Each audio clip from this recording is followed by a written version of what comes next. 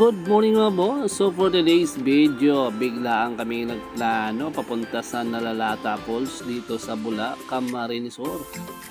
Naisipan naming mag-excursion papuntang Nalalata at napili namin yung Nalalata kasi falls daw ito mga boss. So sa tamang-tama sa napakainit na panahon. The reason why kami pupunta ng Nalalata Falls kasi yun na nga, yung 5 days na paglako namin ng lettuce ay naging successful. So this is a reward para sa aming lahat. Kasama ang wife ko at saka yung mga naging kastulong ko sa paglalako ng aming lettuce. So ito na nga mga boss, binabaybay na namin ang maliit na daan papuntang Nalalata Falls sa Bula, Camarines Sur. Sa sobrang liit ng daanan mga boss, kailangan mag-ingat-ingat tayo kasi baka ma-aksidente. At sa wakas, after 48 minutes na biyahe from Naga City papunta dito sa Nalalata Falls, eto na kami, dumating na sa first station, yung receiving area. So ito na nga, nagparking na ako dito at for info sa lahat ng mga pupunta rito, merong parking fee. Ang parking fee dito guys is 50 pesos. Okay lang magbayad sa parking fee basta yung sasakyan natin is safe na safe. So ayan na nga, unload na kami ng mga gamit at ready na to go papunta sa Nalalata Falls. Kaya pag-abot migdi sa may entrance, ayan, picture muna kami din ni Agum ko. Saging-saging garo kami tigdi turista as in artista. So, kompleto na kami digdi kansa ko yung mga kaibaan sa pagtitinda ng lettuce. So guys, nandito kami sa Nalalata Falls. Papunta pa lang pala sa Nalalata Falls. Kasama ko yung aking tropa. Ang pinakaunang tropa si wife at saka si Shanton. So yun na guys, dito na nag-umpisa sa station na to ang pababa dito sa Nalalata Falls. So nakita nyo yan? So let's go!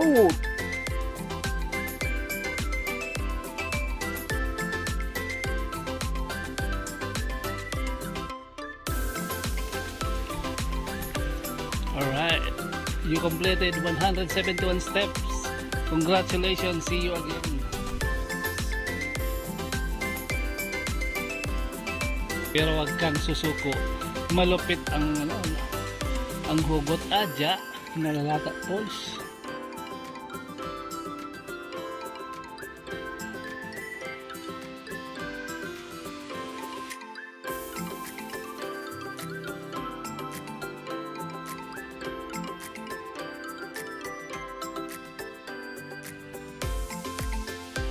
Tabang, kaya mo yan.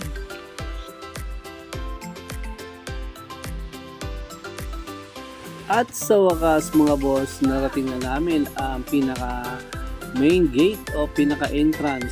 So andito na kami. Ayan si Kuya Lay. Ayan, Kuya Lay ba o Ate Lay? Anyway, so ayan, sabi ko kay wifey ay magbayad na para sa entrance fee. Kasama na yung ating cottage. Ayan na nga. So nagkwikwentahan na kami dito at so matotal mga boss yung entrance fee kasama yung adult at saka kiddos. Yan. Inabot sa 380. Discounted na yan mga boss. Alright. Pumasok na kami dito sa Nalalata Falls.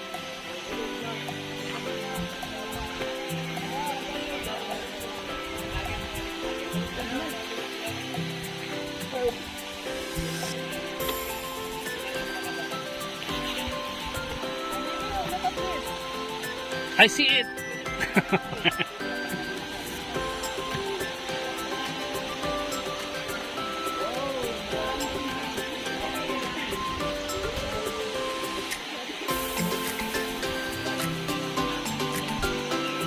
Parang main tubig ah.